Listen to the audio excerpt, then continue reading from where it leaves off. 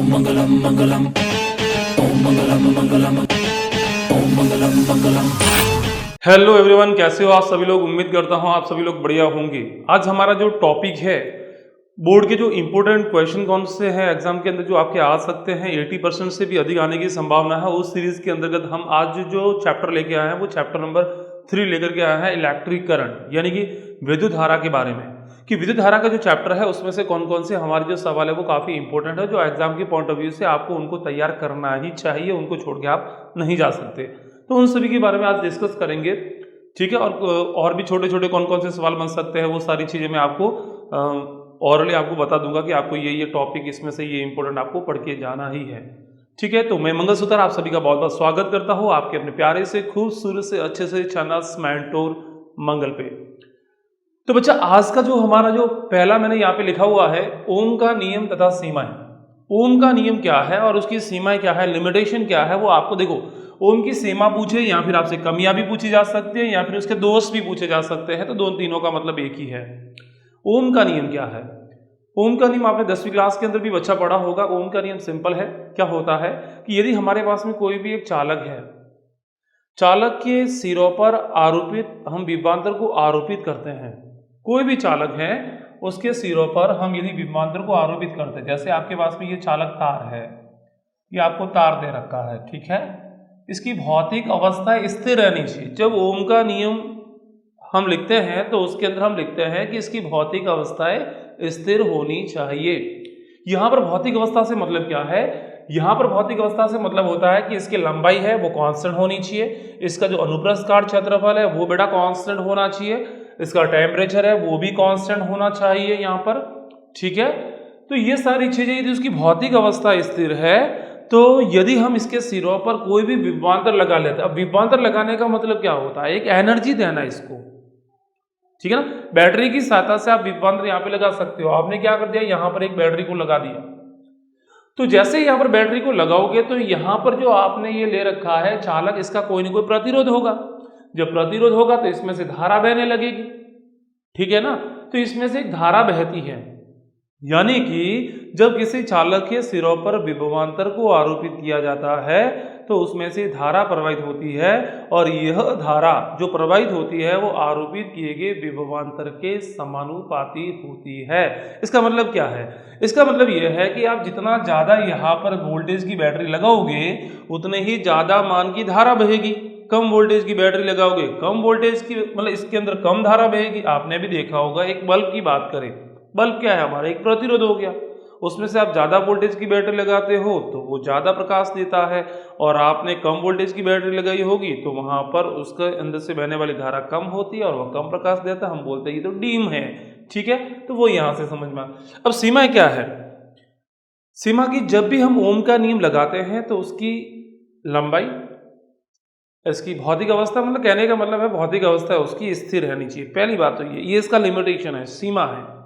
दूसरा, यानी कि ओम का नियम केवल तभी लगा सकते हैं जब किसी चालक की भौतिक अवस्था स्थिर हो। लिख देना आप अपने कॉपी के अंदर, ठीक है।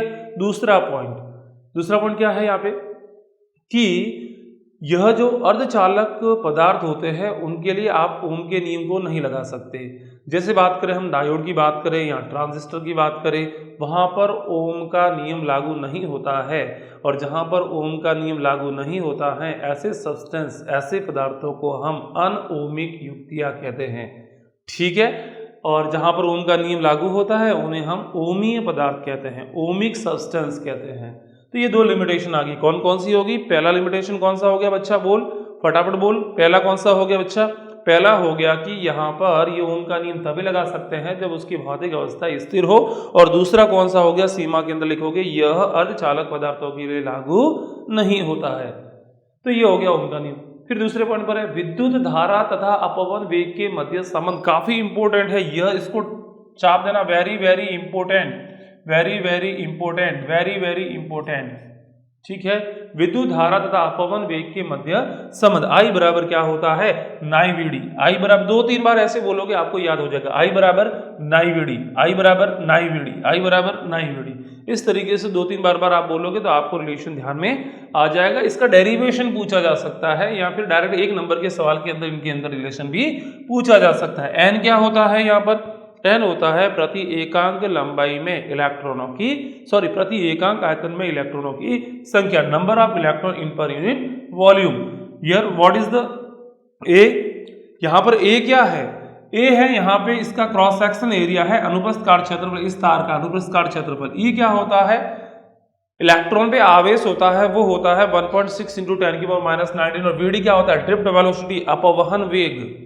ठीक है, वो आपको दे रखा होगा तो आप ये वाला फॉर्मूला काम में ले सकते हैं। अगला क्या है बच्चा, अगला हमारे को दे रखा है कार्बन वर्ण प्रतिरोध। कार्बन वर्ण प्रतिरोध कि आपको एक कार्बन वर्ण प्रतिरोध दे रखा होगा, ठीक है ना। जैसे यहाँ पर मैं इस सवाल को करता हूँ, जैसे मैंने आपको एक सवाल दिया, बताओ कार्बन वर्ण प्रतिरोध क्या होता है। कार्बन वर्ण प्रतिरोध होता है बच्चा जिसके ऊपर इस तरीके का एक डायग्राम बना हुआ होगा और उसके ऊपर इस तरीके से 4 कलर की पट्टियाँ होगी, एक कलर की, ये दूसरे कलर की पट्टी हो गई, ये तीसरे कलर की पट्टी हो गई और ये चौथे कलर की पट्टी हो गई। इस तरीके से पट्टियाँ बनी हुई होती है इसके ऊपर, इसको बोला जाता है कार्बन वर्ण प्रतिरोध। क्या बोला जाता है, लाला बोल, अरे लाला बोल, इसको क्या बोला जाता है, कार्बन वर्ण प्रतिरोध। जैसे यहाँ पर पहला कलर मैंने दे दिया नीला, कौन सा कलर दे दिया बेटा, नीला। दूसरा मैंने कलर दे दिया आपको लाल और तीसरा मैंने कलर आपको दे दिया हरा और चौथा मैंने आपको कलर दे दिया चांदी। ठीक है, या रजत, चांदी बोले, रजत बोले, चांदनी बोले, एक ही बात है। बताओ इसका प्रतिरोध कितना होगा। ये आपने देखा भी होगा, मोबाइल का चार्जर वगैरह आप जब आपने तोड़ा हो, या फिर टीवी का जो बॉक्स वगैरह होता है वो आपने टीवी को कभी तोड़ा हो, या फिर आपने इस तरीके से देखा होगा एक छोटा सा यहाँ पर 2 लीड होती है, उसकी लगी हुई होती है और उसके ऊपर 4 कलर की पट्टियाँ बनी हुई होती है, वो होता है कार्बन वर्ण प्रतिरोध होता है बच्चा। क्या होता है बच्चा, कार्बन वर्ण प्रतिरोध है। और यदि आपने नहीं तोड़ा है तो आप घर पे जाकर के आज तोड़ सकते हो और वहाँ पर जाकर के उसको देख सकते हो। अब तोड़ने का मतलब ये नहीं कि सर ने बोला है तो कि तोड़ने के लिए बोला है तो घर पे जाकर के आप कोई नवी टीवी वगैरह घर पे हो या नया चार्जर वगैरह ला दिया उसको तोड़ दिया हो ना, ठीक है ना, पिटाई हो जाएगी आपकी और कोई छुड़ाने के लिए भी नहीं आएगा। ठीक है, यहाँ पर हो गया नीला, यहाँ पे हो गया लाल, हरा हो गया, चांदी हो गया। बताओ इसका फटाक से, कमॉन कमॉन फटाफट से बताओ इसका आंसर क्या आएगा। इसका आंसर बताओ क्या आएगा। तो इसके लिए मैंने एक ट्रिक भी बता रखी है आपको, वहां से इस ट्रिक को आप काम में ले सकते हैं। ट्रिक क्या है, बड़ी अच्छी ट्रिक है यहाँ पर जो कि हर बच्चे को याद रहता है। ठीक है, हर बच्चे को याद रहता है। देखो ट्रिक क्या है, ट्रिक आपको याद रखना है बीबी। बीबी, अब देखो बीबी नाम लेते बच्चे कैसे हंस पड़े, मतलब है ना, चेहरा इनका खुल गया, मुरझाया हुआ चेहरा था वो भी खिलने लग गया इसका। बीबी रॉय गए ग्रेट ब्रिटेन। कहाँ गए भाई, ग्रेट ब्रिटेन। अरे बाप रे, ग्रेट ब्रिटेन गए और वहां से लेके आए वेरी गुड वाइफ। ओहो, बीबी रॉय एक आदमी का नाम है, ठीक है ना। ये बीबी जो आप समझ रहे हो वो बीबी नहीं है, पड़ेगी एक थप्पड़ अभी, ठीक है ना। ये बीबी जो आप समझ रहे हो वो नहीं है, बीबी रॉय एक आदमी का नाम है। वो कहाँ गए, ग्रेट ब्रिटेन गए और वहां से लेके आए वेरी गुड वाइफ। क्या लेके आए, वेरी गुड वाइफ। अब जब बीबी रॉय गए हैं और वहां से एक बड़ी अच्छी सुंदर सी सुशील सी एक पत्नी लेके आ रहे हैं, तो उस पत्नी के नखरे भी बड़े भारी होंगे और वो नखरे होंगे, वो तो बोलेगी मैं तो ऐसे नहीं आने वाली, मेरे को तो चांदी और गोल्ड कलर का नेकलेस दिलाओगे तो ही मैं आने वाली हूँ। तो फिर उस बीबी रॉय को क्या करना पड़ेगा, साथ में वेरी गुड वाइफ लेके आएंगे तो उसके साथ में गोल्ड और सिल्वर कलर का नेकलेस भी लेके आना पड़ेगा। अभी बेटा रुको, तुम्हारा भी टाइम आएगा, ठीक है ना। आप इतने हंस रहे हो ना, आपका भी टाइम आने वाला। वेरी गुड वाइफ वहां से लेके क्या आए, गोल्ड सिल्वर कलर का नेकलेस लेके आए। ठीक है, हर एक कुत्ते का दिन आता है, आपका भी आएगा गोल्ड सिल्वर नेकलेस। ठीक है, इसका सभी का मीनिंग क्या है, यहाँ पर सभी जो यहाँ पर मैंने अल्फाबेट लिखे हैं सभी का मतलब होता है। इस बी का मतलब क्या है, देखो यहां से लेकर के यहां तक ये जो मैंने कलर यहाँ पे लिखवाए हैं आपको, यहां से लेकर के यहां तक ये जो कलर लिखवाए हैं, इन कलर का मतलब क्या है। ठीक है, ये इनसे हम अंक को काम में लेते हैं और गुणक को काम में लेते हैं। देखो बी का मतलब होता है ब्लैक, क्योंकि देखो पहले टीवी वगैरह क्या हुआ करते थे, ब्लैक एंड व्हाइट हुआ करते थे, तो कोई भी स्टार्ट कहाँ से होगा, ब्लैक से, खत्म का होगा व्हाइट पे। देखो ब्लैक से स्टार्ट हो रहा है, व्हाइट पे खत्म हो रहा है, इस तरीके से याद रखो। ठीक है, ये क्या है बी। अब यहां पर आपको कंफ्यूजन हो सकता है कि सर दो बी है, कौन सा ब्लैक है और कौन सा ब्राउन है। तो मैंने अभी बताया ब्लैक एंड व्हाइट से स्टार्ट करोगे। कहां बेटा स्टार्ट करोगे? ब्लैक एंड व्हाइट से। तो ब्लैक स्टार्ट हो गया और व्हाइट खत्म हो गया। ठीक है, ये भी कौन सा हो गया? ब्राउन कलर का हो गया। सर भी एक और भी, तो ये भी तो ब्राउन हो सकता है। नहीं, ये कौन सा है? ब्लू कलर है। सर पता कैसे रखे ये ब्लू कलर है? पता रखने का सिंपल सा तरीका है, इसको आप याद रखो। ब्राउन है, ये कौन सा हो गया? रेड हो गया। ये कौन सा हो गया? ऑरेंज। ये कौन सा हो गया? येलो। ये कौन सा हो गया? ग्रीन। ये कौन सा हो गया? ब्लू। ये कौन सा हो गया? वॉयलेट। अरे विबग्योर याद रखते हो नहीं रखते हो? विबग्योर याद रखते हो ना? बैनिया हापी नाला, तो उसके अंदर बैंगनी के जस्ट बाद में इंडिगो, इंडिगो के बाद में क्या आता है? ब्लू आता है। तो हमेशा ध्यान रखोगे इसके पास में क्या आएगा? जी आएगा। जी के जस्ट पास में क्या आएगा? बी आएगा। इस तरीके से आप याद रख सकते हो, क्योंकि स्पेक्ट्रम में ये सारे कलर होते हैं। वी भी होता है, बी भी होता है, जी भी होता है, वाई भी होता है, ओ भी होता है और आर भी होता है। तो हमारे पास में बी कहीं ना कहीं इनके बीच में आएगा। इस तरीके से ध्यान रख सकते हो। अब यहाँ पे किसी के दिमाग में ये भी आ सकता है कि सर यहाँ पर जी भी तो दो है, एक जी का मतलब क्या और इस जी का मतलब क्या है? इस जी का मतलब होता है ग्रे और इस जी का मतलब होता है ग्रीन। क्या होता है? ग्रीन। कैसे याद रखोगे? अरे व्हाइट और ग्रे, व्हाइट कलर जब मैला हो जाता है तो कैसा दिखता है? ग्रे के जैसा दिखता है कि नहीं दिखता? तो व्हाइट के जस्ट पास में कौन रहेगा? ग्रे रहेगा। बस इस तरीके से याद रख सकते हो। ठीक है, अब ये तीनों कलर, इनका काम होता है, इनकी सहायता से हम अंक लिखते हैं और गुणक को, इनकी सहायता से हम अंक को लिखते हैं, ये ध्यान रखोगे आप। ठीक है, और गुणक को लिखा जाता है। यहां पर आगे गोल्ड, इनकी सहायता से हम सहायता लिखते हैं। क्या लिखते हैं? सहायता लिखते हैं। इसकी सहायता से भी सहायता लिखेंगे। इसका मतलब होता है गोल्ड कलर, इसका मतलब होता है सिल्वर कलर, इसका मतलब होता है नेकलेस। नेकलेस का मतलब होता है नॉन कलर, कोई टाइप का कलर नहीं हो, उसके लिए हम एन को काम में लेते हैं। तो इसका अंक क्या होगा? 0। इसका अंक क्या होगा? 1। इसका होगा 2, इसका होगा 3, इसका होगा 4, ये 5, ये 6, 7, 8 एंड 9। और इसका वैसे कोई अंग वंग नहीं होता है। गुणक की बात करें, इसका गुणक 10 की घात 0, 10 की घात 1, 10 की घात 2, 10 की घात 3, 10 की घात 4, 10 की घात 5, 10 की घात 6, 10 की घात 7, 10 की घात 8, 10 की घात 9, और ये आ जाएगा 10 की घात -1 और ये आ जाएगा 10 की घात -2। इस तरीके से आप याद रख सकते हो। चलो यहाँ पर हम इसका कार्बन वन प्रतिरोध निकालते हैं। अरे लाला देख, इधर देख, ध्यान दे, इधर दे, इधर इधर मत देख। नीला कलर दिया हुआ है, कौन सा दे रखा है? नीला दे रखा है। नीले के लिए कौन सा अंक काम में लेते हैं? ये दोनों जो स्टार्टिंग के कलर होते हैं, इनकी सहायता से हम अंक लिखते हैं, तीसरे की सहायता से हम गुणक लिखते हैं, चौथे की सहायता से हम उसकी सहायता लिखते हैं। चलो सबसे पहले नीला, नीले के लिए कौन सा आ रहा है? नीला, नीला कहाँ गया भाई? ये हो गया ग्रीन। ब्लू यानी नीला होता है, ब्लू यानी बच्चा क्या होता है? नीला। और नीला के लिए क्या काम में लेते हैं? 6। तो यहाँ भी क्या लिख लेंगे? 6। दूसरे की सहायता से भी हम अंक लिखते हैं। लाल, लाल के लिए क्या लिखते हैं बेटा? 2 लिखते हैं, तो यहाँ पे लिख देंगे 2। फिर गुणक का मतलब इंटू करके लिखते हैं। गुणक का मतलब गुणा की फॉर्म में लिखना है। गुणों को यहाँ पर हम 10 की घात में लिखेंगे, तो यहाँ पर 10 की घात में लिख लेते हैं बच्चा। 10 की घात कौन सा है? तीसरा कलर हरा, और हरे के लिए क्या आता है बेटा? 5 आता है, तो यहाँ पे लिखेंगे 10 की पावर 5। फिर लिखते हैं सहायता, और सहायता को कैसे लिखता है? प्लस माइनस करके लिखा जाता है, तो यहाँ पर लिखेंगे प्लस माइनस।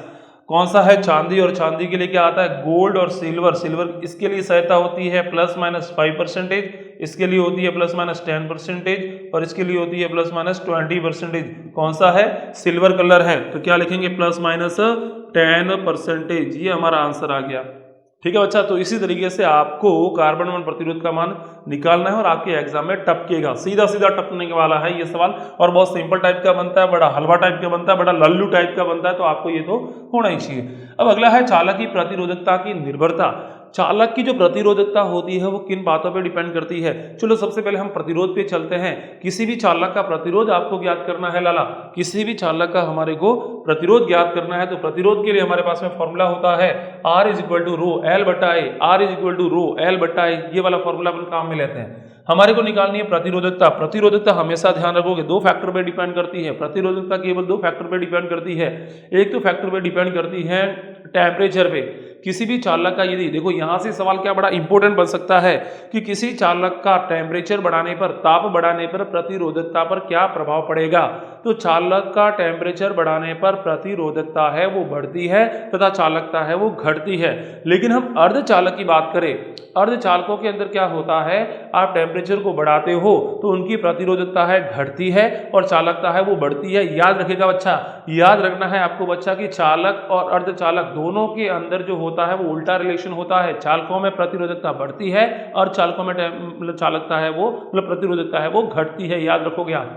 इसलिए तो हम कहते हैं कि चालक ऐसे पदार्थ होते हैं जिनके लिए यदि हम प्रतिरोध ताप गुणांक की बात करेंगे अल्फा का मान वो पॉजिटिव होता है और अर्धचालक पदार्थों के लिए अल्फा यानी प्रतिरोध ताप गुणांक का मान है वो नेगेटिव में होता है। एग्जाम में पूछा जा सकता है कौन कौन से सवाल, ये मैं सारी चीजें आपके साथ में डिस्कस कर रहा हूं कि ऐसे पदार्थों के नाम लिखिए जिनके लिए अल्फा का मान ऋणात्मक होता है, ऐसे दो पदार्थों के लिए नाम लिखिए जिनके लिए अल्फा यानी कि प्रतिरोध ताप गुणांक का मान ऋणात्मक होता है। तो आप कोई भी दो अर्धचालक पदार्थों के नाम लिख सकते हो। लाइक दैट हम बात करें सिलिकॉन के डायोड की बात करें या फिर आप लिख सकते हो डायोड है, ट्रांजिस्टर है, एक्सेट्रा बहुत सारे हैं तो उनके आप नाम वहां पे लिख सकते हैं। ऐसा भी आ सकता है उन दो पदार्थों के नाम लिखिए जिनके लिए उन दो पदार्थों के नाम लिखिए जिनके लिए अल्फा का मान धनात्मक होता है, अल्फा का मान है वो धनात्मक होता है, मतलब वो चालकों की बात कर रहा है। और चालक कोई भी दो पदार्थ लिख सकते हो, आप लोहा लिख सकते हो, एल्यूमिनियम लिख सकते हो, कॉपर लिख सकते हो। ठीक है, ये हो गया। फिर यहाँ पर एक सवाल इस टाइप का न्यूमेरिकल्स भी बन सकता है, जैसे आपको दो चालक तार दे दिए, ठीक है, एक चालक मैंने आपको ये दे दिया। यहाँ पर और कौन कौन से टाइप के सवाल बन सकते हैं, एक चालक दे दिया, इसकी लंबाई एल दे रखी है, इसका एरिया ए दे रखा है और मैं बोलता हूँ कि इस चालक को काट के इसके दो बराबर भाग कर दिए। अब ये तांबे का तार है, तांबे का मतलब उसकी प्रकृति क्या है, तांबे का है, और प्रतिरोधकता होती है वो प्रकृति पर और टेम्परेचर दोनों पे डिपेंड करती है। प्रकृति चेंज होगी तो प्रतिरोधकता चेंज होगी। यदि दो चालक है और दोनों की प्रकृति एक जैसी है तो उनकी प्रतिरोधकता है वो एक जैसी होगी, सेम होगी। क्लियर है, ठीक है। अब देखो आप यहाँ पे प्रकृति पे डिपेंड करेगा। जैसे मैं बात कर रहा हूं कि दो तार है, पहला भी तांबे का है दूसरा भी तांबे का है, तो दोनों की प्रतिरोधकता का आप अनुपात निकालने जाओगे। पहले की प्रतिरोधकता ρ1 है, दूसरे की प्रतिरोधकता ρ2 है, तो दोनों का अनुपात निकालने जाओगे तो दोनों की प्रतिरोधकता एक जैसी होगी। क्यों एक जैसी होगी, क्योंकि दोनों ही तांबे के बने हुए हैं, दोनों तांबे के बने हुए, दोनों की सेम आएगी तो एक अनुपात एक आंसर निकल के आ जाएगा। या फिर आपसे पूछा जाता है कि किसी चालक को उसके बीच में से दो बराबर भागों में काट दिया जाता है, बताओ उसकी प्रतिरोधकता का अनुपात क्या होगा। तो प्रतिरोधकता अप्रभावित रहेगी, प्रतिरोधकता वही रहेगी, क्योंकि तांबे की तार को आप यदि काट लेते हो, तांबे के तार को आप काटोगे तो वो सोने का तो बनेगा नहीं या चांदी का तो बनेगा नहीं, ठीक है ना, वो तांबे का ही रहेगा। और तांबे का रहने का मतलब उसकी प्रतिरोधकता पहले जो थी वो की वो बाद में भी रहेगी, ठीक है। लेकिन प्रतिरोध की बात करें, प्रतिरोध होता है वो लंबाई पे डिपेंड करता है। लंबाई आधी करोगे प्रतिरोध आधा हो जाएगा, लंबाई डबल करोगे प्रतिरोध डबल हो जाएगा। प्रतिरोध होता है वो एरिया पर भी डिपेंड करता है, प्रतिरोध होता है वो एरिया पर भी डिपेंड करता है कि एरिया आप ज्यादा लोगे तो प्रतिरोध है वो कम हो जाएगा, एरिया कम लोगे तो प्रतिरोध ज्यादा हो जाएगा, एक दूसरे का उल्टा संबंध है। बट प्रतिरोधकता की बात करें तो वो केवल प्रकृति पर डिपेंड करती है और साथ में टेम्परेचर पे डिपेंड करती है, ठीक है। या फिर एक तीसरा सवाल इस टाइप का बन सकता है कि यदि मैंने किसी चालक को खींच के उसकी लंबाई को डबल कर दिया, अब किसी जैसे तांबे के तार को आप खींच रहे हो, तांबे के तार को खींचोगे तो उसकी लंबाई डबल हो जाएगी, उसका एरिया आधा हो जाएगा क्योंकि वो पतला हो जाएगा। डबल करो लंबाई डबल तो एरिया आधा हो जाएगा, तो उसका प्रतिरोध चेंज हो सकता है, प्रतिरोध 4 गुना हो जाएगा। फॉर्मूला होता है n²r, किसी भी लंबाई को खींच करके उसकी लंबाई है वो n गुना कर दी जाती है, तो फॉर्मूला लगता है n²r फॉर्मूला। जैसे लंबाई को डबल कर दिया तो 2 रखो 4 गुना, लंबाई को खींच के 3 गुना कर दिया तो 9r आंसर आएगा, 4 गुना कर दिया तो 16 आंसर आएगा। लेकिन प्रतिरोधकता, अरे भाई अभी तो मैंने बोला प्रतिरोधकता क्या बोल, प्रतिरोधकता क्या होती है, चालक की प्रकृति पर डिपेंड करती है। और आप चालक को खींचते हो तो तांबे का तार है वो तांबे का ही रहेगा, सोने का तो नहीं बनेगा, ठीक है। और यदि ऐसा होता, यदि तार को खींचने से उसकी प्रकृति बदल जाती, वो सोने का बनता, तो कोई बच्चा, जैसे आप लोग पढ़ाई कर रहे हो ना अभी फिजिक्स की, वो भी आप नहीं पढ़ते और पूरे दिन आप यही काम करते, आप तार वार इकट्ठे करते तांबे का और पूरे दिन दे धनाधन तार को खींचते रहते आप और सोने को बनाते रहते और बड़ा अच्छा इसको आप मतलब अच्छा खासी कमाई करते आप, ठीक है ना। तो ये यहाँ पे ध्यान में रखोगे, प्रतिरोधकता पर डिपेंड मतलब प्रतिरोधकता होती है वो चालक की प्रकृति पर डिपेंड करती है, ठीक है। खींचोगे तो भी प्रतिरोधकता वही रहेगी, बराबर भागों में तोड़ देंगे तो भी प्रतिरोधकता वही रहेगी। क्लियर है, ठीक है। अगला है वो सेल की टर्मिनल वोल्टता तथा विद्युत वाहक बल में अंतर। सेल की जो टर्मिनल वोल्टता होती है और विद्युत वाहक बल होता है, उनमें कोई भी 2 डिफरेंस लिखने हैं आपको। तो पहली बात तो ये है कि सेल की जो टर्मिनल वोल्टता होती है वो कौन सी कंडीशन में आती है और विद्युत वाहक बल कौन सी कंडीशन में आता है। जैसे आप मार्केट से एक सेल लेके आए, ठीक है, और आप क्या कर रहे हो, एक वोल्ट मीटर ले लो आप, और वोल्ट मीटर की सहायता से आप डायरेक्ट उनके दोनों सिरों के बीच का विभवांतर निकाल रहे हो, तो वो एक विद्युत वाहक बल, जो भी रीडिंग आएगी वोल्ट मीटर के अंदर वो विद्युत वाहक बल निकल के आएगा। समझ रहे हो ना मेरी बात? और मैं कह रहा हूँ वो समझ रहे हो ना? अगला कौन सा है? टर्मिनल वोल्टता। टर्मिनल वोल्टता में क्या होगा? आप बाहर से कोई बल्ब लगा दो, क्या लगा दो? बाहर से कोई बल्ब या कोई भी एक प्रतिरोध लगा सकते हो, फिर दोनों सिरों के बीच में आप वोल्ट मीटर वो लगाओ और फिर मापो वहां पे विभवांतर। तो जो विभवांतर निकल के आएगा उसको हम टर्मिनल वोल्टता बोलेंगे। तो पहली बात तो यह है कि विद्युत वाहक बल हमेशा खुले परिपथ में प्राप्त होता है। खुले परिपथ में सेल के दोनों सिरों के मध्य प्राप्त विभवांतर को विद्युत वाहक बल कहते हैं, और बंद परिपथ में सेल के दोनों सिरों के मध्य प्राप्त होने वाले विभवांतर को टर्मिनल वोल्टता कहते हैं। पहला पॉइंट आपके क्लियर हो जाना चाहिए। दूसरा पॉइंट ये हो सकता है कि देखो दो कंडीशन बनती है, आप तो एक सेल को चार्ज करते हो और एक आप डिस्चार्ज भी करते हो। सेल को चार्ज करने का मतलब ये होता है कि सेल को आप धारा दे रहे हो, और सेल डिस्चार्ज होने का मतलब ये होता है कि सेल से धारा ले रहे हैं। तो यहाँ पर एक पॉइंट बनेगा कि जब सेल से धारा ली जाती है तो उस कंडीशन में विद्युत वाहक बल अधिक होता है और टर्मिनल वोल्टता कम होती है। एक पॉइंट तो ये आ गया। एक पॉइंट और ये भी लिख सकते हैं कि जब सेल को धारा दी जा रही है, मतलब सेल को आप चार्ज कर रहे हो, उस कंडीशन में टर्मिनल वोल्टता ज्यादा होती है और विद्युत वाहक बल कम होता है। तो यहां से आप, मैंने 3 अंतर आपको बताए हैं, आप यहां से 2 अंतर लिख सकते हो कोई भी। ठीक है। एक यहाँ पे ये भी सवाल बन सकते हैं, कौन सी स्थिति में विद्युत वाहक बल तथा टर्मिनल वोल्टता बराबर होती है? कौन सी स्थिति में? वो स्थिति आपको डिफाइन करनी है। तो देखो V बराबर क्या होता है? फॉर्मूला बच्चा बोल, फॉर्मूला बोल। V बराबर E माइनस आई आर होता है कि नहीं होता है? V बराबर E माइनस आई आर विद्युत वाहक बल का फॉर्मूला होता है जब सेल को हम डिस्चार्ज कर रहे हैं, सेल से धारा को ले रहे हैं। टर्मिनल वोल्टता और विद्युत वाहक बल के बीच में ये संबंध होता है। अब यदि मेरे को ये दोनों बराबर आने चाहिए, बराबर तभी आ सकते हैं जब यहाँ पर वैल्यू क्या आए? 0 आए। 0 आने का मतलब धारा क्या बहे? 0 बहे। सॉरी, यहाँ पे स्मॉल आर आएगा। तो 2 कंडीशन हो सकती है, या तो धारा को 0 कर दो या आर को 0 कर दो। यानी कि हमारे पास में एक ऐसा सेल होना चाहिए जिसका आंतरिक प्रतिरोध 0 हो, यानी कि एक आदर्श सेल की बात करें। ऐसा सेल जिनका आंतरिक प्रतिरोध 0 होता है उन्हें हम आदर्श सेल कहते हैं, और आदर्श सेल होगा तो उसका प्रतिरोध 0 होगा, और उस कंडीशन में V बराबर E निकल के आ जाएगा। या फिर I का मान 0 हो।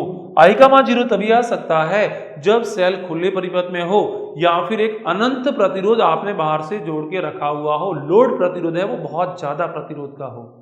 ठीक है, तो उस कंडीशन में धारा 0 होगी और विद्युत वाहक बल और टर्मिनल वोल्टता है वो बराबर निकल के आएंगे। तो यहां से ये हो गया सवाल। अगला सवाल है, 2 सेल का विद्युत वाहक बल E1 तथा E2 है, इनके आंतरिक प्रतिरोध R1 तथा R2 है। यहाँ पे बच्चा R2 लिखना है। श्रेणीक्रम संयोजन में तुल्य विद्युत वाहक बल क्या होगा? आप बच्चा इसका डेरिवेशन देख सकते हो मेरे यूट्यूब चैनल पे, इसका आपको डेरिवेशन मिल जाएगा। ये भी काफी इंपॉर्टेंट है।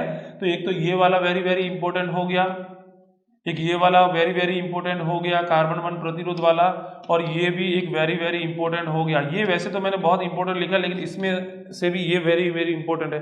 हाँ, विर्डस्ट्रॉम ब्रिज के संतुलन की आवश्यक शर्त कि विर्डस्ट्रॉम ब्रिज जो होता है वो संतुलन में कब कहलाता है? तो संतुलन में कहलाने के लिए एक कंडीशन होती है कि P तथा Q का अनुपात R तथा S के अनुपात के बराबर निकल के आता है, तो हम बोलते हैं विर्डस्ट्रॉम ब्रिज है वो संतुलन में है। तो इसके लिए भी आप यूट्यूब पे जाओगे और वहां पे लिखोगे विर्डस्ट्रॉम ब्रिज के संतुलन के लिए आवश्यक शर्त बाय मेंटोर मंगल, तो वहां से आपको इसका वीडियो मिल जाएगा। हाँ, किरचॉफ के दोनों नियम पूछे जा सकते हैं कि किरचॉफ का प्रथम नियम लिखिए, किरचॉफ का द्वितीय नियम लिखिए। अब एग्जामिनर बड़ा चालाक होता है ना, वो ऐसा नहीं बोलेगा कि किरचॉफ का पहला नियम लिखिए, क्योंकि पहले नियम अपन किरचॉफ का प्रथम नियम बोले, एक ही बात है। आप उसे धारा नियम भी कह सकते हो, एक ही बात है। ठीक है, धारा नियम भी कह सकते हैं, उसे हम किरचॉफ का प्रथम नियम भी कह सकते हैं, उसे हम जंक्शन का मतलब हो गया संधि नियम भी उसको कह सकते हैं, या फिर उसे KCL बोला जाता है शॉर्ट में, किरचॉफ करंट लॉ। धारा नियम बोले, ठीक है, संधि नियम बोले, KCL बोले या प्रथम नियम बोले, एक ही बात है। चारों के अंदर एक ही होता है। और क्या होता है नियम कि किसी संधि बिंदु पर आने वाली धारा बराबर जाने वाली धारा। इससे संबंधित एक न्यूमेरिकल भी पूछा जाता है, बड़ा हलवा टाइप का न्यूमेरिकल यहाँ पर बनता है, तो आप ये ध्यान में रखोगे। अब एग्जामिनर ऐसा सीधा नहीं पूछेगा, सीधा तो कोई भी बच्चा रट के आएगा और उसको छाप भी लेगा। एग्जामिनर बड़ा चालाक होता है, वो एक पॉइंट को पकड़ लेता है और वो बोलता है कि किरचॉफ का वह नियम लिखिए जो आवेश संरक्षण पर आधारित है। तो याद रखोगे किरचॉफ का पहला नियम है वो आवेश संरक्षण पर आधारित है, और दूसरा नियम है वो ऊर्जा संरक्षण पर आधारित है। याद रखोगे।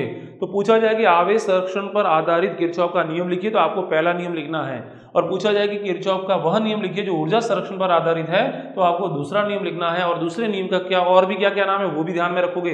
किरचॉफ का द्वितीय नियम भी कह सकते हैं, किरचॉफ का वोल्टता नियम भी कह सकते हैं, किरचॉफ का लूप नियम भी कह सकते हैं, और शॉर्ट में उसे केवीएल भी कह सकते हैं। तो ये सारी चीजें आप यहाँ से ध्यान में रखोगे। अगला है विभव मापी की सहायता से दो सेलों के विद्युत वाहक बल ज्ञात करना तथा सेल का आंतरिक प्रतिरोध ज्ञात करने का परिपथ चित्र। तो ये आप परिपथ चित्र आप यहाँ से इसको एग्जाम में लिख बना सकते हो अपने नोटबुक के अंदर। ये इसके डायग्राम बने हुए, तो वहां से जाकर के इन सारी चीजों को आप देख सकते हैं। तो आई होप आपको ये वाला जो लेक्चर है, ये मेरा जो वीडियो है वो आपको काफ़ी पसंद आया होगा, और आपका दायित्व होगा अपने दोस्तों तक भी शेयर करना। हो सकता है किसी बच्चे ने, उसके पास में टाइम कम है, उसको फिजिक्स पूरा नहीं पढ़ पा रहा है कि सर बहुत कम टाइम है, इतने कम टाइम में मैं सिलेबस कैसे करूं।